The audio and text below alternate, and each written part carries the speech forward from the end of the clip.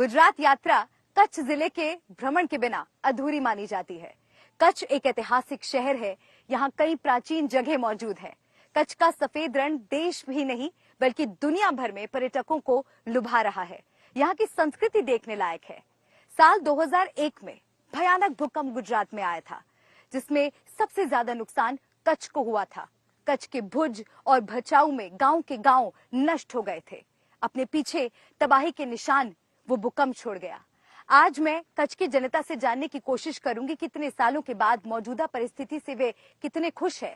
साथ ही नेताओं से भी जानने की कोशिश करेंगे कि उनके चुनावी रोड मैप में कच्छ का स्थान कहां आता है। तो चलिए शुरू करते हैं कच्छ का सफर।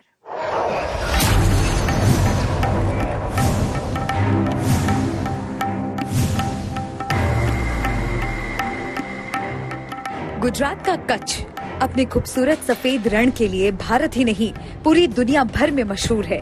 हर साल यहाँ लाखों सैलानी कच्छ का रण देखने आते हैं। बतौर सीएम नरेंद्र मोदी की अगुवाई में जो भव्य आयोजन शुरू हुआ था, वो गुजरात टूरिज्म की ओर से रण उत्सव के रूप में आज भी जारी है।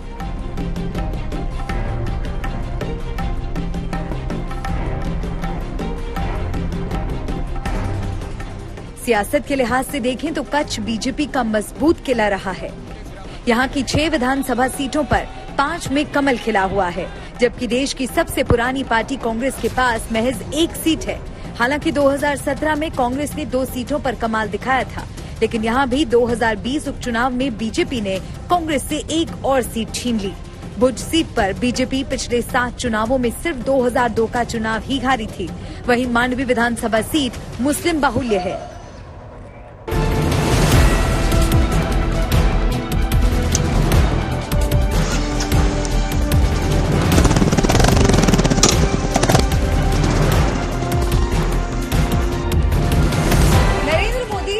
गुजरात के मुख्यमंत्री थे तब भूकंप से बर्बाद हुए कच्छ और भुज को फिर से आबाद करना उनके लिए एक बहुत बड़ी चुनौती थी। इसीलिए उसके बाद से यहाँ पर बीजेपी विजयी होती आई है।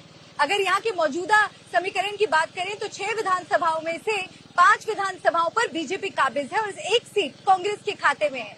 हालांकि 2017 में कांग्रेस ने 2 सीटों पर जीत दर्ज की थी, लेकिन 2020 में हुए उपचुनाव में 1 सीट से कांग्रेस हाथ धो बैठी। बीजेपी हर चुनाव में दावा करती है कि नरेंद्र मोदी ने ही भूकंप से बर्बाद हुए भुज और कच्छ को संवारा था। तो गुजरात में अब तक भ्रमण करते हुए हमने पाया कि यहाँ की जनता का पीएम मोदी के प्रति अपार स्नेह है और उनके काम में विश्वास है, लेकिन जमीनी स्तर पर उनके विजन को उतारना स्थानीय नेताओं की जिम्मेदारी है। कच्छ में इस वक्त हम मौजूद हैं और यहाँ पर बीजेपी नेता हमारे साथ हैं, तो उनसे जानते हैं कि कच्छ के लिए पीएम मोदी का जो विजन है, किस तरह से आप उसको जमीन पर उतारने का काम कर रहे हैं। कच्छ के लिए विकास पहला पूरा तो गुजरात और भारत में पूरा विकास किया है। कोई ऐसा माँ वात्सल्य कार्ड, मकान आवास योजना, भचाऊ में पूरा हमारा शहर की बात करूं तो 1200 मकान पास हो गया है और अभी 800 मकान तो अब लोकार्पण कर दिया है। जब भूकंप आया तो भचाऊ में 10,000 मकान में से खाली 33 मकान ही बचे थे G4 G3 में, बाकी सब G5 में था। तो नरेंद्र भाई का जो विजन था भारतीय जनता पार्टी की सरकार का, उसकी वजह से आज भचाऊ जो पहले 5 लाख जो कीमत थी आज 1 करोड़ रुपया कीमत हो गई इस मिल्कियत की।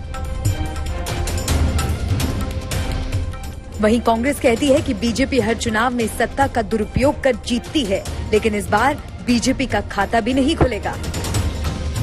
तो अगर कच्छ से बात की जाए तो कांग्रेस के पास फिलहाल यहाँ पर सिर्फ 1 ही सीट बची है। 2017 में हालांकि 2 सीटों पर कब्जा कांग्रेस कर पाई थी, लेकिन बाई इलेक्शन के बाद 1 सीट हाथ से चली गई। जानते हैं कि क्या वजह रही बाई इलेक्शन में हार की वजह, आप क्या समझते हैं? बाई इलेक्शन में जैसे आपको पता है कि सरकार शाम दाम दंड भेद सारी नीति अपनाकर कहीं ना कहीं डर की राजनीति कर ये जीत उन्होंने कहीं पाई है।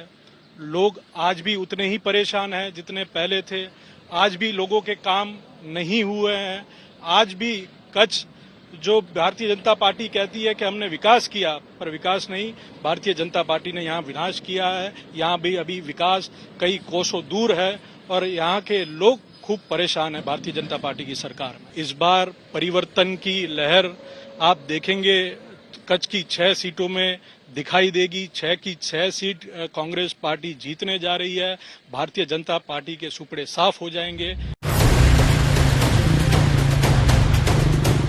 उधर आम आदमी पार्टी ये उम्मीद कर रही है कि उसे गुजरात में भी दिल्ली और पंजाब जैसा प्यार मिलेगा।